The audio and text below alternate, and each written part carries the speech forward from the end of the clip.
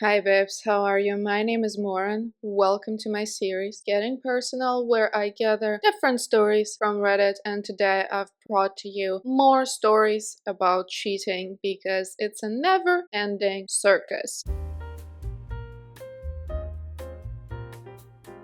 I found out I'm pregnant and everything fell apart. I never expected life to look like this. 2 years ago, I was in a different mindset. I was focused on little things. Back then, I felt so comfortable in the day-to-day routine that I overlooked how fragile my future really was. He and I met about 3 years ago. At first, I was not ready for anything too serious. I already had my daughter and was juggling everything alone. But little by little, I let my guard down.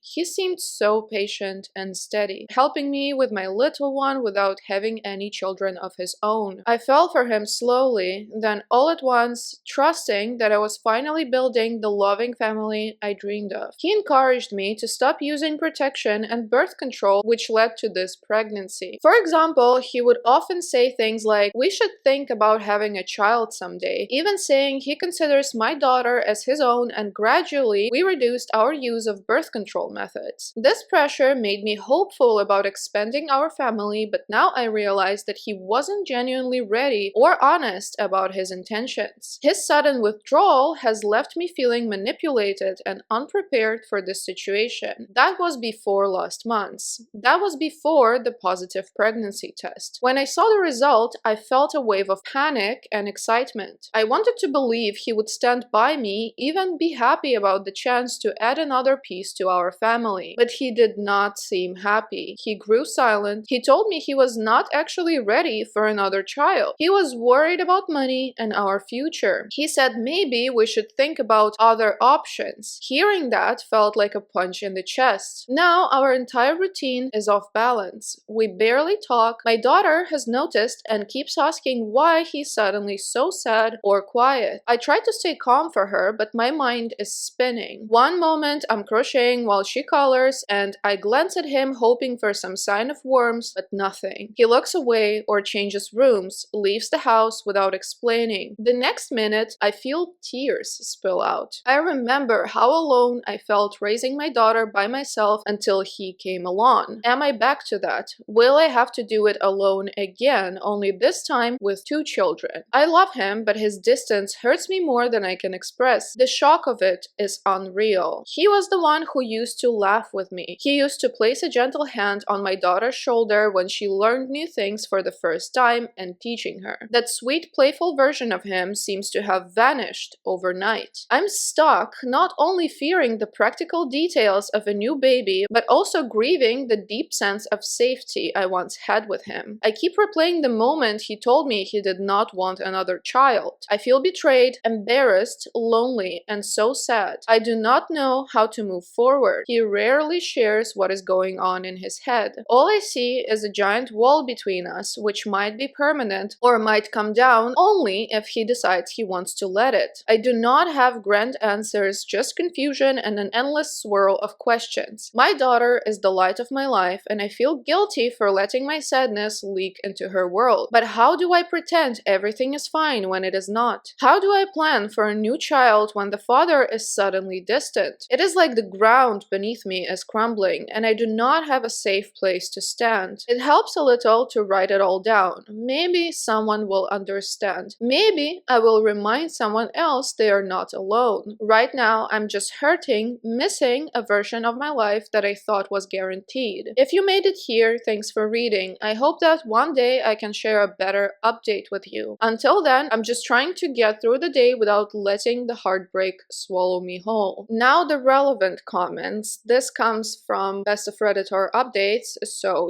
we have the whole compilation of posts in here. Respectfully, he's told you with his words and actions how he feels. He knows what it's like when they're here from his relationship with your daughter. I wouldn't waste any more time waiting for him to magically change his attitude. The OP goes, I understand how it feels to look back and realize we never truly hashed out the details when it mattered, and now everything is up in the air. It hurts even more when the person you trusted decides to withdraw right at the moment you need them to speak and be honest. It is like I'm walking on shaky ground without any clear sense of how to stand firm. I have tried so many times to read his cues, thinking he was coming around since he made comments about maybe someday having another child. But suddenly, once I saw the test result, his whole demeanor changed. Now he's cold, he barely acknowledges what is happening, and it leaves me wondering why he cannot just speak plainly. He never tells me, yes, I want this, or no, I do not. He leaves me guessing, waiting, and I feel like a fool for hoping. It is such a lonely place to be, stuck in this limbo where I cannot openly celebrate a baby or even properly mourn the loss of the relationship I thought we had. Deep down, I still keep a spark of hope that he might finally step up and realize we are in this together, but I cannot count on that. The hardest part is knowing I may have to do this alone. That realization has been hitting me every time I see him slip into another room, every time he turns away from any talk about our future. It makes me feel so isolated, like I'm just a problem he wishes would vanish. So someone commented to the effect of the OP should consider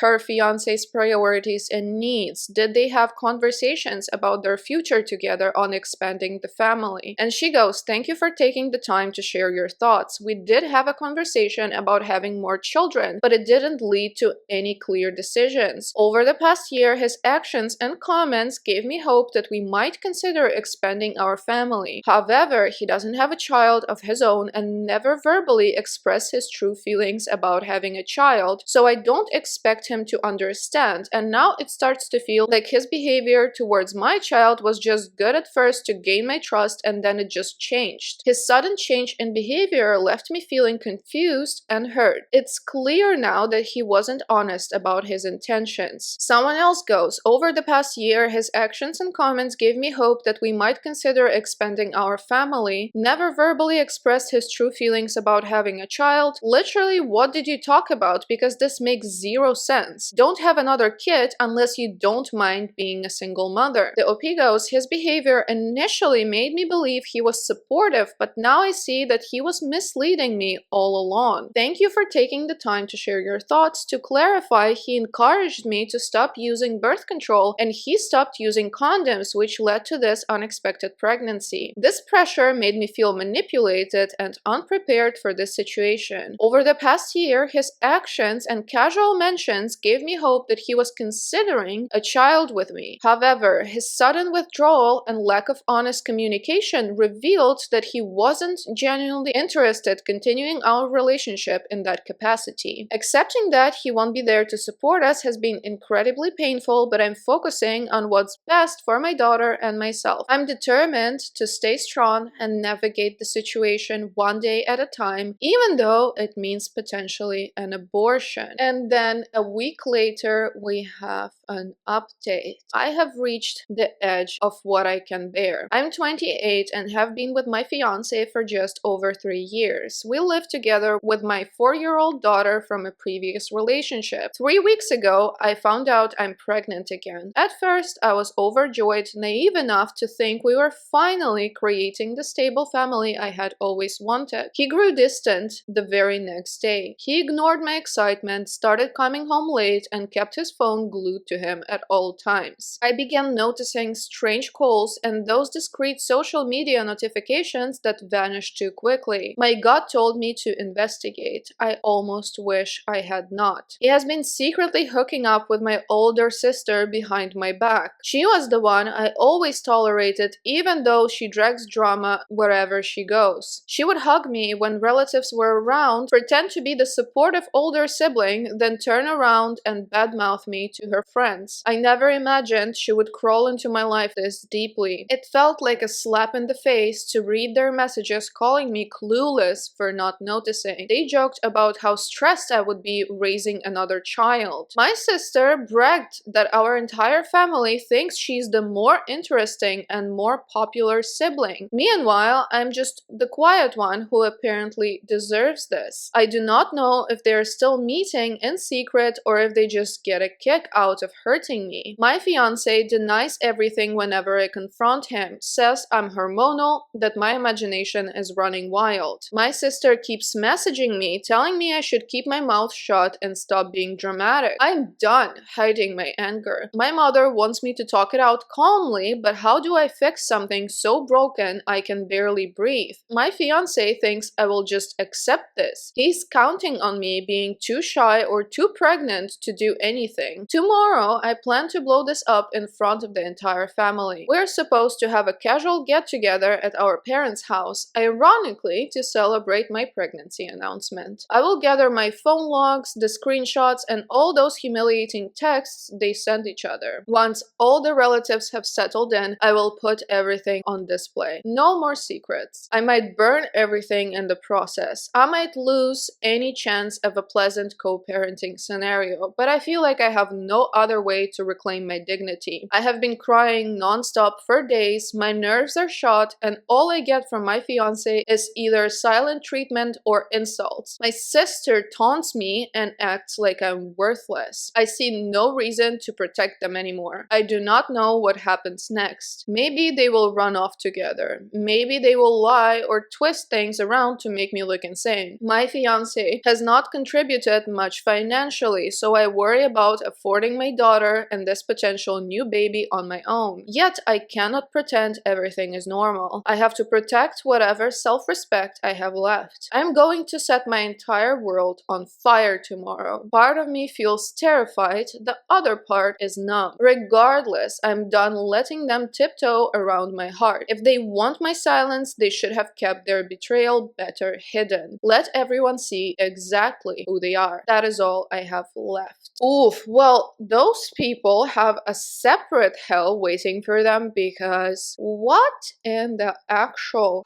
I have a special hatred in my heart for siblings who will do this to each other. How do you expect this to end? Why are you so evil? What is wrong with you, just generally? And your mom being like you should talk it out calmly. This is not something you talk out calmly. Your older sister your fiance, now they're like terrorizing you to stay silent and just take it. I'd be going to jail, excuse me, but I would be going to jail. And so the dramatic update. 2 days later, I am still reeling from what happened. After writing my last post, I spent hours debating with myself about whether I should really go through with exposing them at our family gathering. A part of me was scared I would turn my whole life upside down forever, but I knew I couldn't keep letting them walk all over me while pretending everything was fine. I called my mom beforehand to let her know I was breaking up with him and to prepare her. When I arrived at my parents' house, everyone was already there, including my ex-fiance and my sister. My mother tried to pull me aside, whispering that we should talk first. I stayed calm, walked straight into the living room where everyone was sitting, and asked them to listen. They looked confused. My sister immediately rolled her eyes, and my fiance mumbled something, probably hoping I would stay silent. I started reading the most shocking parts of the messages I found between the two of them. They mocked me, joked about me not noticing anything, and said I deserved this. I had timestamps proving he was sneaking around with my own sister while I was at home with my daughter. My sister stood up and accused me of lying, her voice defensive and low-pitched, but I just kept reading. The messages spoke for themselves. I revealed how he told her about my pregnancy before even discussing it with me, and how they laughed about me being stressed raising another child. My fiance tried to dismiss me, claiming I was overreacting and misinterpreting the situation because of my emotional, pregnant state. He even blamed my mental health. By then, he stormed out of the room and my sister started crying. My dad stared at the floor, silent, while my mother looked horrified. Finally, my sister snapped and stormed out, yelling that I was a dramatic liar who blew everything out of proportion. Now the fallout begins. My fiance, or rather my ex-fiance, has been texting me non-stop. One moment he says he's sorry, the next he blames me for humiliating him. He shows zero genuine remorse. He is just mad that I exposed him. My sister calls me horrendous names, says I ruined her image, and refuses to take responsibility. She insists I'm making up drama. Honestly, I do not even know if they're still seeing each other or blaming each other for being caught. Either way, their secret is out, and that is all I wanted. I am now talking to a lawyer because this man barely contributed financially before. I have to protect my daughter and ensure I never have a child with him. Only the thought of raising 2 kids alone is terrifying. I feel numb and heartbroken at times, but I also feel a strange sense of relief. At least everyone knows the truth now. I exposed everything the day in the living room, but at least I am no longer being trampled on in silence. My sister and ex-fiance can no longer laugh behind my back. Yes, things will probably get messy. They might lie to other relatives, people we mutually know, or twist the story. But I'm glad I refused to keep quiet. All I can do now is focus on the positive, talking to my lawyer, and move forward. It will be painful, but I will do everything in my power to build a new future on my own terms, far away from those people. Good for you, girl. I don't understand these garbage people who will try to pass it off as like you making up drama when you literally have receipts. Like, what are you trying to prove? What are you trying to pull off? Do you think everyone around you is just stupid beyond belief? Because you gotta think that, right? Also, I always love when people are like, oh, I'm so mad, you humiliated me and like you ruined my image. You humiliated yourself by f***ing your sister's fiance and by f***ing your pregnant fiance's sister. So like, can we just not first examine what you did yourselves? And obviously these people are horrible. I don't think they will ever like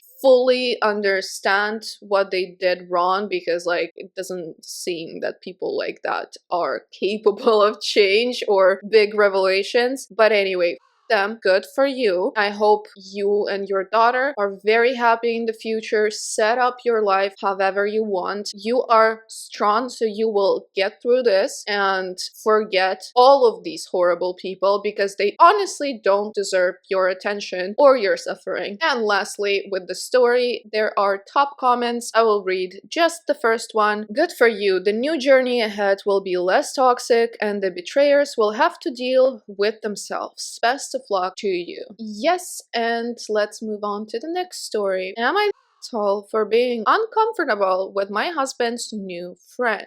Okay, context. A few months ago, my husband Jay became friends with this girl S. He hangs out with her a decent amount of time, once a week to every other week-ish, which is decent given our work schedules. I have never met her, nor have I been invited to. It's been mentioned that she wants to meet me, however, plans are never made and I'm not invited when he goes. He says he's also hanging out with her boyfriend, but again, I've never met these people. A few things that really rub me the wrong way. He's been doing a lot for her and gave her our space heater, which I have no problem with him being helpful or kind, but it seems that he tries to solve it whenever she has an issue. I asked about donating the Nintendo Switch that we literally never use, and it has sat in a drawer for years to a child in need, and he said no because he told S she could maybe borrow it sometime, and he can't go back on his word that she could maybe borrow it sometime. However, he promised an incredibly close friend of mine that she could for sure have our old Xbox as a Christmas gift, and he's fine going back on that for me to donate that instead. Also, every single time we've gotten in a fight since he met her, he stormed out the house and run to her place. He does not return for hours and does not contact me at all while he's gone. I only know where he is because we have iPhones and I have his location. After making a huge deal about spending Christmas with me, he spent less than 2 hours with me and went to a party with her that I wasn't invited to and was gone all afternoon/night. I spoke to him about all of these points and said I was uncomfortable, and he swore nothing was going on, but apparently turned right around and told her what we talked about. Because she's my friend, of course I told her. And A, this makes him more sus, like you got your story straight, and B, now it's gonna be weird with me and her if we meet. Not that I even want a relationship with a female who runs to my husband every time she has a problem. He has other female friends whom I adore and does none of this with them, so this is not just me hating other women or some dumb shit. Am I crazy for being uncomfortable? Especially considering he doesn't tell me what they talk about, but immediately turns around and tells her about a private conversation he and I had. Last thing I found out today, she's single. Apparently, she dumped her boyfriend last night. Guess who she came to first? Oh no. It sounds like an emotional affair at the very least, and like straight up cheating at most. This is not going to end well, and you are not overreacting even a little bit, because it is suspicious as it's generally like suspicious when your partner gets a new friend and hangs out with them all the time and like helps them and whatnot, but avoids you guys meeting. And it instantly makes things so much more suspicious, because why don't you want us to meet? And then he runs to her every time you have a fight. No, I would be confronting him and I would be like, girl, bye. If you like talking to her that much, leave.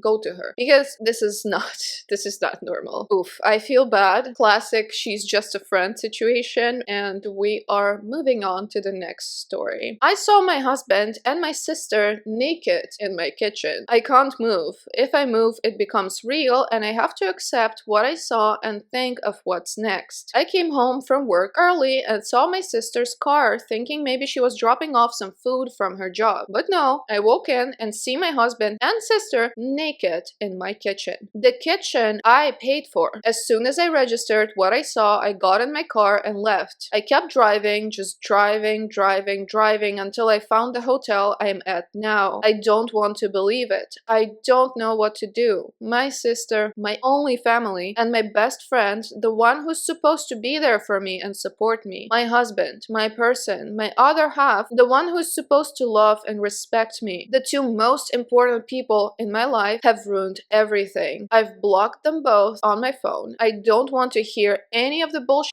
excuses they'll come up with. I don't want to confront this. I want to go back to this morning when everything was fine. Out of relevant comments, someone goes, the my only family part is what hit me hard. I'm so sorry, OP.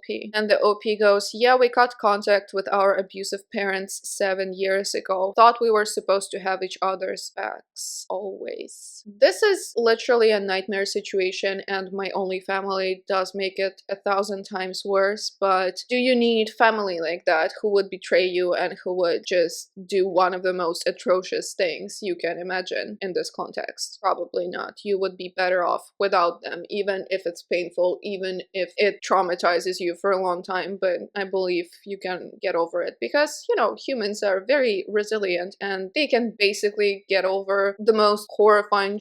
So let's read the update number 1. 2 days later. Sorry for not replying to comments and not updating. Things have been hectic. I don't think I needed to explicitly say this, but by naked, I meant they were butt naked and in the kitchen. I admit mentioning that I paid for the kitchen was odd and kind of funny, but anyone that knows me knows that the kitchen is my pride and joy. So yes, when I saw my sister and husband in my kitchen, it stuck with me. And yes, they did see me. When I got to the hotel, I cried for a few hours and then I just wanted to tell someone, anyone. The two people I would talk to when something happened in my life were the two I needed to talk about, and it was 11 something in the evening. So I wasn't going to disrupt my friends' evenings and burden them. So instead, I came to Reddit thinking not many would see it. The response I received was overwhelming. I want to say thank you to everyone that sent me kind words and advice. Thank you so much for all the virtual hugs. I know I only commented once, it's because I had so much to think about and do. I appreciate all the love and support. There was so much amazing advice given in the comments, although a lot of it was American-based, but I still appreciate it. But one thing I did see a lot was to unblock them and keep the texts and calls as evidence, so I did do that. After posting and another good cry, I knew that I had to get my shit together. I didn't have my sister or any family to help, so I had to do it myself. I started researching what my next steps were. In the morning, my friend called me saying my sister contacted her, wondering if I had been in contact with her. I told her what happened, and she very kindly offered her spare room and her day off work to help me sort stuff out. I called in sick at my job, and my friend helped get things done. I got in contact with my friend who works at a bank, and she helped me start sorting my financials. My friend also found me a lawyer to consult with. After my phone consultation with the lawyer, I was so overwhelmed. I now know why so many women don't divorce their cheating husbands. It's such a lengthy, expensive, and emotionally draining process. I fortunately make a stable income and can support myself, and we fortunately don't have kids. I have to remember that things aren't going to happen in one day. It will all take time. As for the house, unfortunately, his parents did buy it for us, and to be honest, after what I saw, I don't want it. I will try to get reimbursed for my beloved kitchen, otherwise it can burn for all I care. This has been super draining, but I knew I had to talk to them. I already knew there was no coming back from my husband, and when I checked his messages, they were exactly what I thought they would say. I'm sorry, it's not what it looks like, we didn't mean for it to happen, please come home, I love you, blah blah blah. Just absolute bullshit. A small part of me thought maybe I could find it in me to forgive my sister as we only have each other. But after I opened her messages, all hope was lost. She used the same excuses we heard our father use when he cheated on our mother and beat us. She said the same things our mother would say when she would excuse our dad's behavior and also beat us. I spoke to her this morning and asked her to tell me straight up who, what, where, when, and why. She told me back in July when I went on a girls' trip, she was at our house and joked to my husband that I would cheat on him on the girls' trip because that's what always happens. He said nah, and they joked about it, but she said he could get even with me, and they ended up doing it once. One time led to two, to three, then to whenever they could do it. There was never any evidence or signs or anything that I was going to or even thinking of cheating. I told her we were done and there is nothing she could do to bring us back together. I later received a call from an unknown number. It was my mother, who I haven't spoken to in 7 years. Turns out my sister has been in contact with her and told her what had happened, and my piece of mother, the same woman who beat me for breathing wrong, had the audacity to say this is what I get for taking her daughters away from her. It hurts so much. I know things are going to get messier, and this is going to be a long few years. I've now lost all my blood relations. I need to get all my and find a new place. I want to show them that I can and I will thrive without them. Again, thank you all from the bottom of my heart for all the love and advice. All the people in the comments that could relate to me, I'm so sorry. Oh wow. Contacting your awful mother and sicking her on you is just kind of a new low, which, you know, you always think it cannot get any worse, and then it somehow does. Also, your mother accusing you and telling you that you deserve it is wild. Let's see update number 2. 9.5 months later. I actually forgot about this account until recently, and when I logged back in, I saw so many people still commenting, messaging me, and checking up on me. To those people, thank you for your kindness. Since so many still ask for an update, I've already shared such a big part of my life, I may as well give a small update. Back in October, my life was in chaos, but I was determined to soldier through it and show them that I can make it without them and succeed. I had to meet with my ex to talk about the house, and he kinda gave up and we decided to sell the house. I was reimbursed for my beloved kitchen. At first, my sister would show up at my job and my friend's house, but once I told her that I would get the police involved, she stopped. I haven't seen her since February. I did hear from my pathetic excuse of a mother again, but that was also shut down and I have not heard from her since the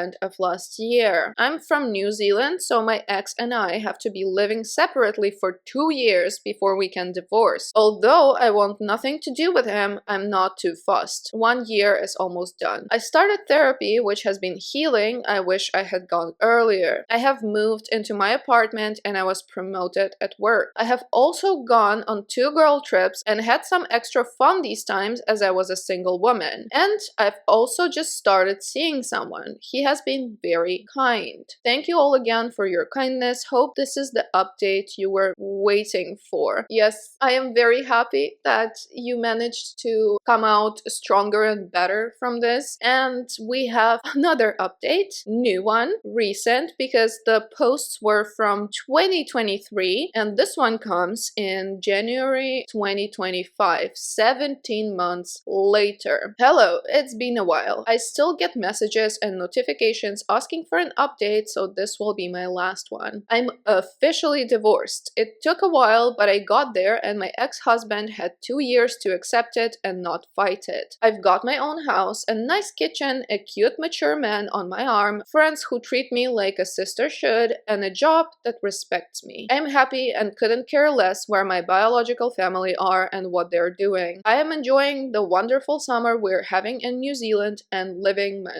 life. Thank you all for the support. All the best. This is amazing. I am so happy. I'm so happy for you that you were able to move on, make your life as you want it to be, with a great job, with great friends, with new house, new kitchen. Congrats. I hope your muffins and whatnot are amazing coming from that kitchen. The OP also posted like a picture of what she's enjoying in New Zealand. I'll put it in here. It looks like a paradise. Please take me with you there. I just want to go there. I don't want all of this. I just want to disappear into New Zealand. Anyway, happy ending for this one, and let's see the next story, which is from True of My Chest. My wife wants to open our marriage because she finds her coworker irresistible and I don't know what to do. I need to get this off my chest because it's been eating me alive. My wife,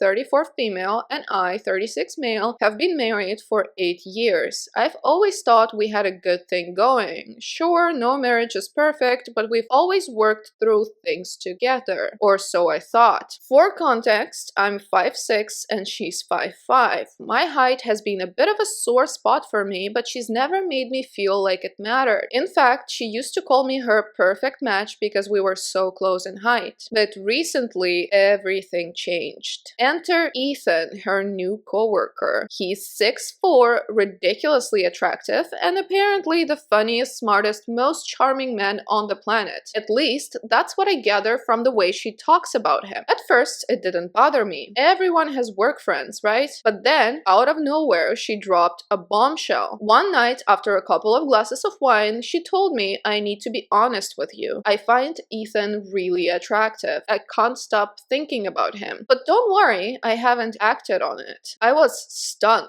Before I could even process what she said, she added, I think maybe we should consider opening the marriage, just so I can explore these feelings. It might even bring us closer in the end. I couldn't believe what I was hearing. I told her flat out that I wasn't comfortable with it. I didn't sign up for an open marriage. She got defensive, saying I was being insecure and close-minded, and accused me of letting my height complex cloud my judgment. She claimed that opening the marriage would allow her to explore her authentic self, and that I should support her growth. Now things are incredibly awkward between us. She stopped mentioning Ethan, but the tension is unbearable. I feel betrayed, honestly. Like, how am I supposed to compete with this guy? The fact that she even wants this makes me feel like I'm not enough for her anymore. I don't know what to do. I don't want to lose her, but I also can't imagine sharing her with someone else, let alone the person she's clearly infatuated with. I've been losing sleep over this and I can't stop replaying the conversation in my head. Am I being unreasonable, or is this just as crazy as it feels? This is crazy. Let's get one thing straight. This is not opening the marriage. This is give me a permission to cheat on you so I don't feel so bad about doing it. Yes, open marriage can be about exploring your options, living your best life with a partner that you love, but also with several people on the side or however many people you want. I don't know. I'm not sure how it usually works. What I know from Reddit is that it doesn't in most of the cases work, and that it's usually just set up all wrong from the start. But anyway, I do believe open marriage can work if people handle it properly and if they come to it healthily. This is not a healthy approach. This is literally her just falling in love with this dude and then asking you for like a permission slip to go and cheat on you. That's insane. I always wonder like what these people expect. Honestly, like you are coming to your partner and telling them, you know, I'm not saying we should get divorced. I'm not saying I'm not in love with you anymore, but can you give me permission to this other person because I'm infatuated with them? Imagine this flipped on you. I feel like this is a basic like empathy exercise. Just imagine the roles reversed and then think again and maybe don't do this. There is absolutely nothing wrong with your height, and I hope she does not do things to make you feel like there is while framing it like she is understanding of some sort of failure or disability. I had a boyfriend that was like this about my chest size. I'm now happily married to someone who treats me like I'm perfect as is. There is definitely something wrong with her. Not only is she crossing a serious boundary, but trying to guilt trip you for feeling wrong about it. She is the problem, not you, and don't you forget it. She's disgusting. Wishing you the best, you deserve someone as loyal as you. To which the OP goes, it really means a lot to hear. I've always been a bit self-conscious about my height, but never enough to think it was some kind of flaw. The way she's framing it, like my insecurity is the problem, is what hurts the most. I'm really glad you found someone who loves you the way you are. You deserve it. Honestly, your words remind me I deserve the same. Thank you for sharing and for the encouragement. Yes, you do deserve the same. You should not settle for this atrocious treatment of you, and it enrages me, honestly, that she would use this insecurity against him at the most vulnerable time, because you are already hurting your partner, but then you are like, oh, let me throw in this thing that I know is gonna hurt you even more. Like, you just take the deepest insecurity of his and just shove it down his throat. It is f***ed up. We can say this is not a story about cheating per se, but it's a story about a person who thought she can the system and avoid technically cheating. All the worst to her, and we are moving on to the next story, which is, am I the for refusing to take my girlfriend back after she cheated just to see if she still had it? I, 30 male, have been dating my girlfriend, Rachel, 27 female, for 2 years. She's always been confident and charismatic, which is one of the things I loved about her. Our relationship seemed solid,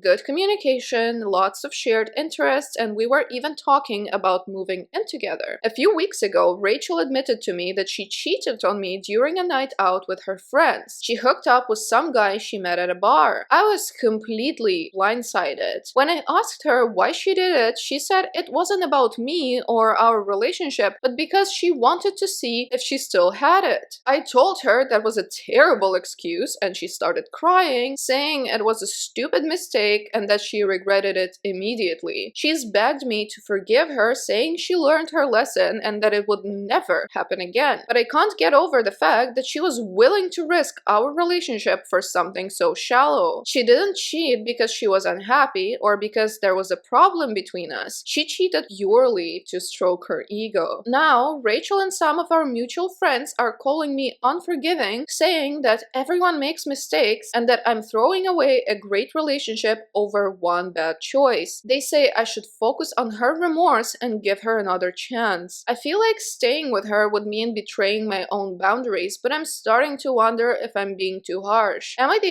for refusing to take her back? Of course not. Your friends are terrible in the regard of supporting the villain. Like, if someone is cheating on my friend, I'm ready to run them over with a car. Sorry, but like, you're dead to me. And ain't no f***ing way in hell I would be sitting there excusing them for doing that, because that's up, and it's your job as a friend to support your friend. Like, what are you talking about? He's being too harsh. No, she did what she wanted to do for a super ridiculous reason. I would have despised her less if she was like, well, I fell in love, I couldn't fight those feelings, and that's why I cheated, than in this case, because she was just like, yeah, I kind of wanted to test if I'm still hot, and I did. And it's like, excuse me? If you want to test if you still have it, I don't know, post a sexy picture on Instagram and see how many likes you get, even though that's unhealthy. Obviously, that's ridiculous. I'm just saying it's like a less harmful and less ridiculous option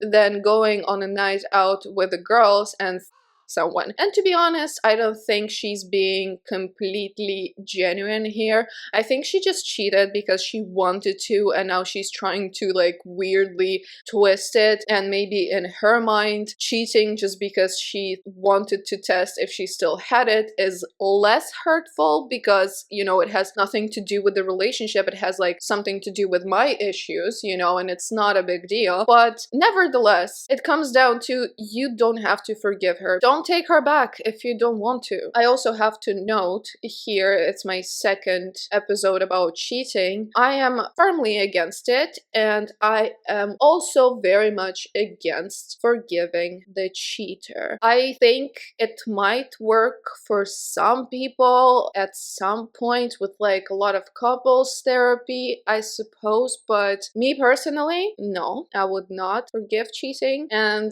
I know there are people who are saying, well, you're just saying that until that happens to you. But yeah, no, I've had too much unfortunate experience with cheating in my family and people cheating on me to know that I would not forgive that, because yikes, no yikes. It would give me the biggest ick of my entire life if a person cheated on me. So yeah, the top comment here is not the well, congrats, you still have it, but you sure as hell don't have me. The mutual friends are just as trashy as her. You'd be crazy to take her back. And the OP goes, that's what I thought, but I couldn't be sure of myself. Oh yeah, so they are mutual friends. That explains things to some degree. But still, it's a very good phrase that like, you still have it, but you don't have me. You lose some, you gain some, or whatnot. And the last story I have for you is a very long saga, so strap in. Would I be the for telling my wife to show me her phone after I got an email accusing her of cheating? I, male 47, have a comfortable and fulfilling life. I have a job I truly enjoy, I live in a nice suburb, and I am blessed with 3 wonderful children. Male 8, female 6, female 4, and a lovely wife. Emily, 45. I've always felt Emily and I were an ideal match. However, a recent email I received has deeply unsettled me and planted a seed of doubt in my mind. Emily lived in the UK between 2010 and 2015, during which time she pursued a PhD. Because she lived there so long, she developed many close friendships and has made it a point to return every couple of years to maintain those ties. This past August, she traveled to the UK for 3 weeks to attend the wedding of one of her close friends. After some consideration, we agreed that it would be best for me and the children to remain at home, as I could not take that much time away from work, and the children were unlikely to find much enjoyment in such an event. Emily departed, returned as expected, and life returned to normal for us. Last week, I received an email on my work email address. It was supposedly from the wife of Emily's friend. I'll call him Jake, male 44. According to this woman, she has a very strong reason to suspect that Jake and Emily engaged in an affair. She listed off her suspicions, noting Jake had picked Emily up from the airport, spent considerable time at her hotel, and how the two of them frequently went out to dinner alone. She even included pictures of my wife's earrings that she said she found in Jake's pockets when she was doing the laundry, and pictures of a lipstick stain on his shirt. The color is one I recognize as something Emily often wears. There is some other evidence she listed off. For the sake of conciseness, I will not include them here. All this was a lot to absorb, and for a while I thought it was some sort of a joke, so I tried my best to ignore it, but it kept coming back into my mind. I remember that before her trip, my wife would talk to all her friends there. I don't know if this email is influencing my memory, but I think she probably spoke with Jake the most. Additionally, I know Emily never liked Jake's wife, though I can't say why. I've never pried into Emily's phone or social media accounts before, but I feel very tempted to now. However, I know I'd feel terrible if I looked and found nothing. Also, if I start acting suspicious, wouldn't she just delete everything out of fear of being found out? I'm unsure of how to move forward and would welcome any guidance on handling this. The best I can currently come up with is asking to see her phone immediately after confronting her so as not to give her time to delete anything, though part of me thinks this would upset her and potentially not even show anything. Edit, I forgot to include my wife no longer has these earrings. She wasn't wearing them when she returned, and when I asked, she said she lost them. From the comments, someone asks for the other evidence, and the OP goes, it isn't as solid as the other stuff she shared, which is why I decided to leave it out, but the other evidence is as follows. She said that every day Emily was there, Jake would either go see her or talk on the phone with her. She also said that whenever Jake was on the phone with Emily, he'd quickly hang up or leave the room if he noticed her. She mentioned they seemed to not even hide how much physical contact they'd have, as they'd always find an excuse to touch each other. She even said the way they would look at each other. I feel like combined that evidence also mounts up and paints a clearer picture for us, but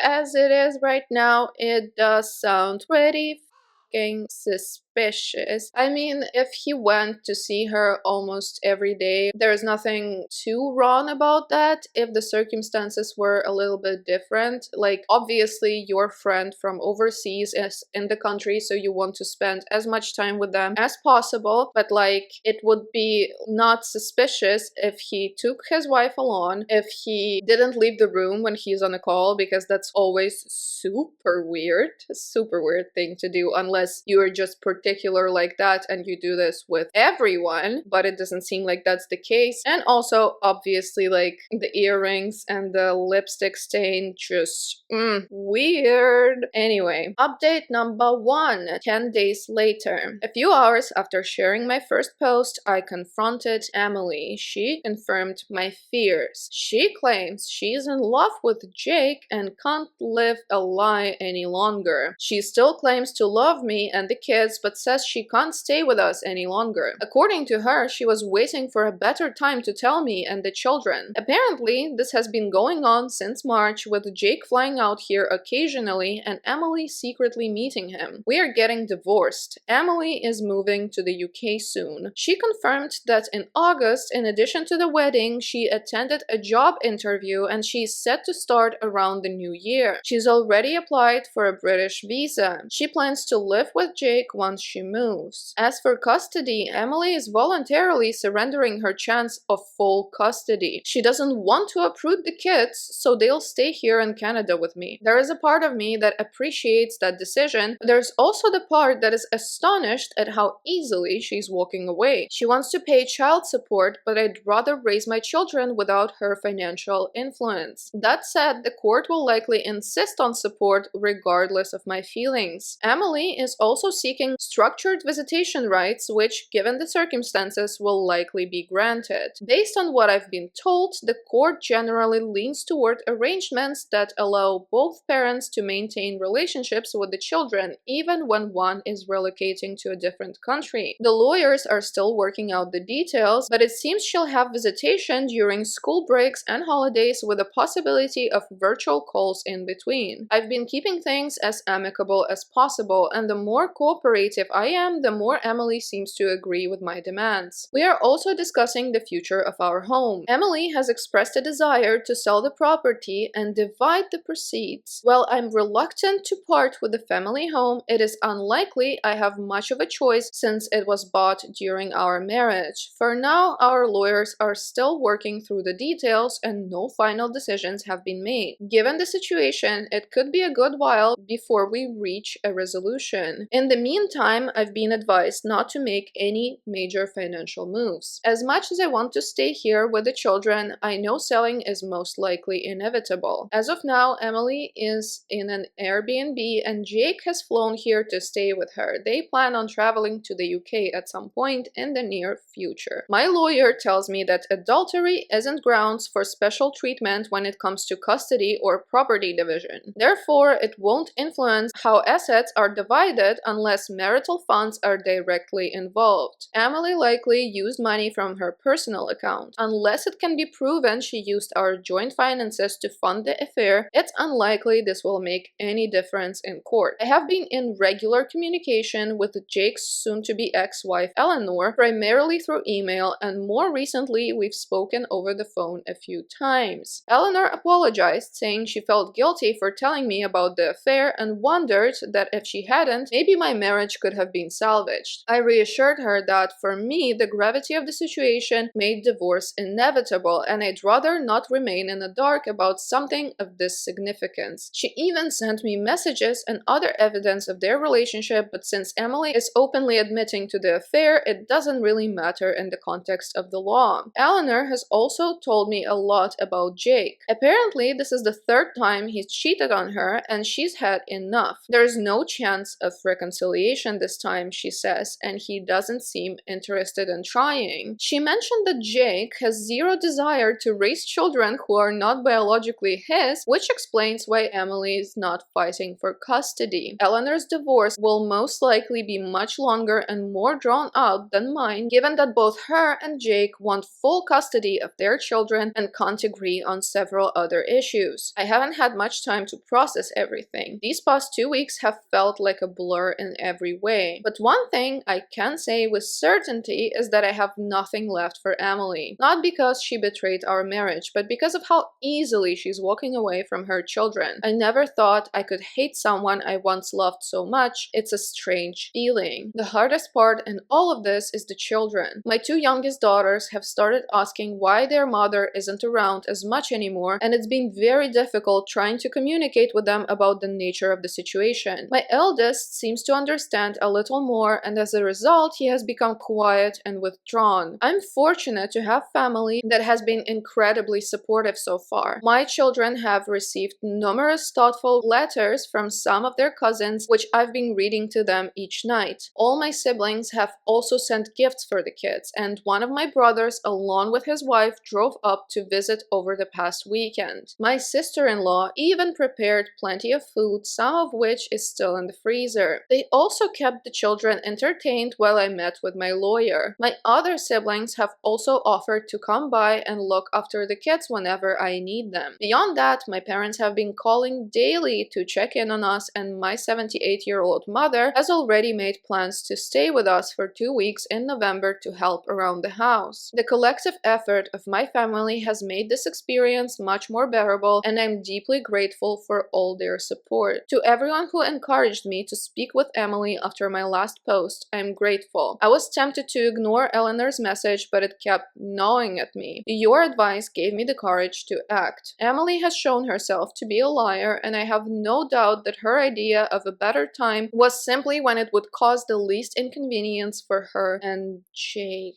Well, I gotta say, I'm impressed by her, recklessness, or I don't know, the strength of her wild feelings for him, because she's ready to move to a whole another country to be with her affair partner and to be stepmother to his children while also abandoning her own. That's just so fucked up and, frankly speaking, disgusting. How are you not seeing how bad this is? You are with a person who wants full custody of his children but wants you to abandon yours. Like, doesn't anything feel weird in there? No, nothing jiggles your consciousness, your red flag detector. I mean, probably not, because she herself is a red flag, but let's see a new update 1 month later. Think of this less as an update and more as a chance to vent a few things now that I've had more time to process my situation. I know that Emily often traveled back and forth to the UK during our marriage. She claims her affair with Jake only began in March 2024, but I'm convinced she's lying. It's almost certain that this has been going on for years. Given how much she had already prepared by the time I confronted her, it's become clear to me and everyone else that she had been planning this for some time. In fact, within a few short days of our confrontation, she already had certain legal documents prepared. Additionally, Jake arriving in Canada shortly after I confronted Emily made it clear that they had planned for her to tell me roughly around this date in advance. It makes sense that Emily was well prepared and was just waiting for things to be better lined up for herself. After all, she'd long since applied for her visa, secured a job, secretly appraised her car, our family car, though it was under her name, and sent personal items with Jake to the UK during his secret visits, all right under my oblivious nose. I have a feeling I'm only scratching the surface and have no real idea of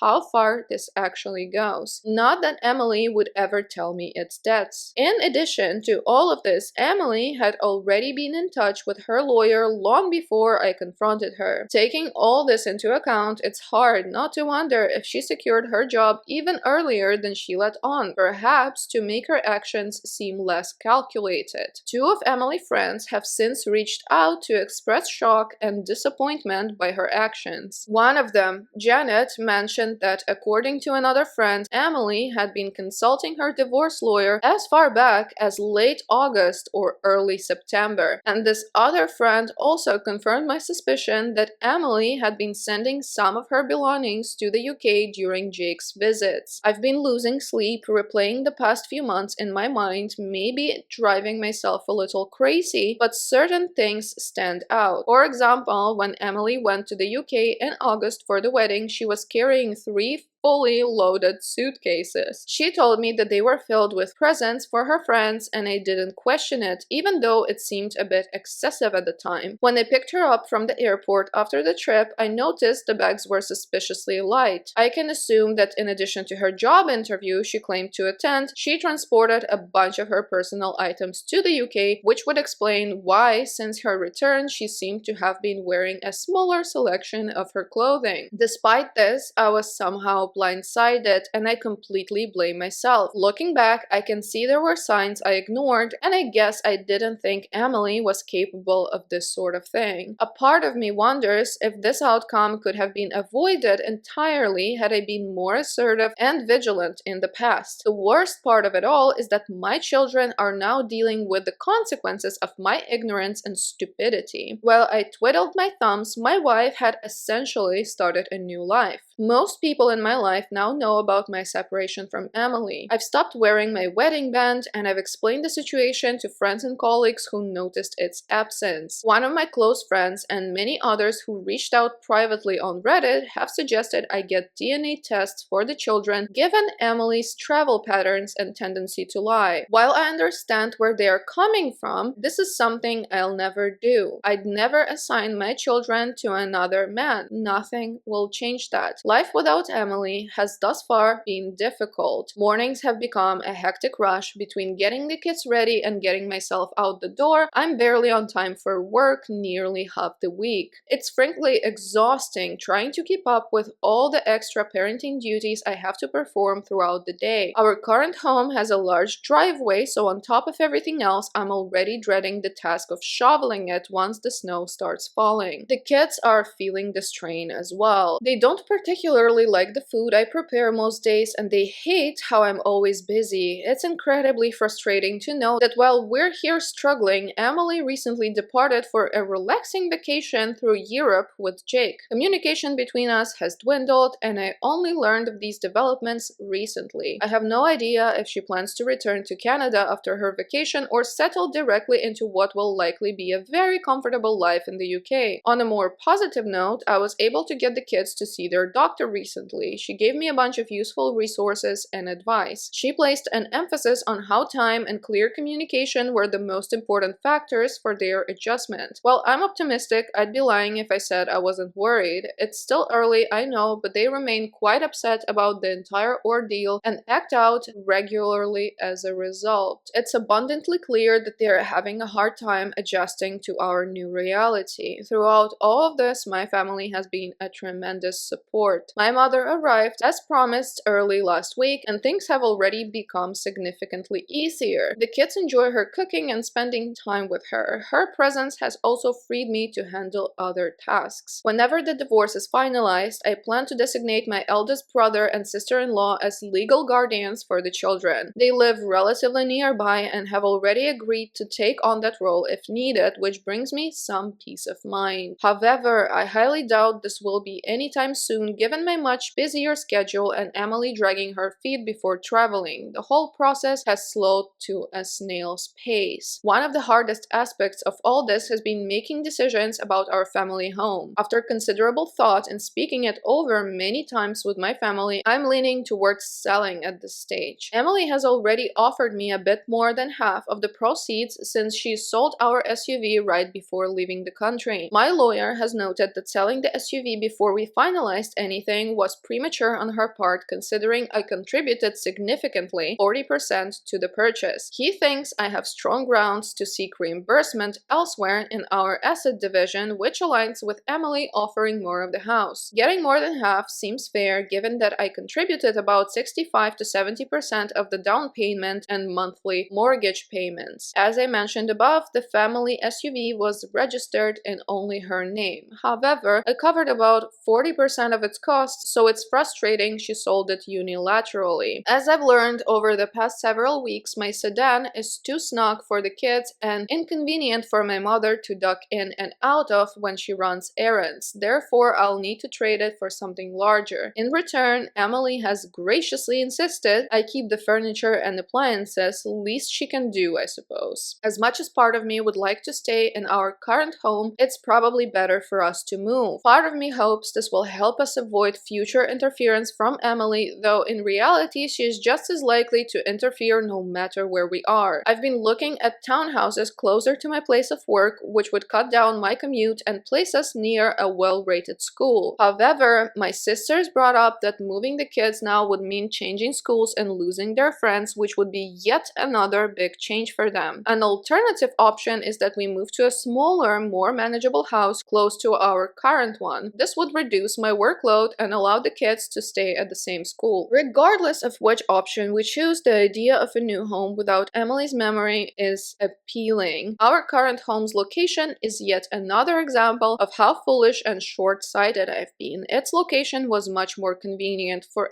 Emily's commute compared to my own. It worked out for a time as the children's school was close to Emily's work in case they needed her during the day, but now all of this is useless as my place of work is rather far. I've heard nothing from Emily's family, and frankly, I have no interest in reaching out. As for Emily's future with Jake, I don't wish her relationship to fail. The longer her life is stable, the less likely she'll disrupt ours, but I take solace in knowing she remains unaware of Jake's infidelity history. I don't feel any moral obligation to warn her about Jake's character, and Eleanor feels the same way. I've made a point to check in on Eleanor regularly. She doesn't have the same family support that I do. Her immediate family is charmed by Jake's ample wealth and believes that she should do whatever it takes to keep him, even though it is clear that neither he nor Eleanor want reconciliation. Oh my goodness, what a mess. But I'm glad that the OP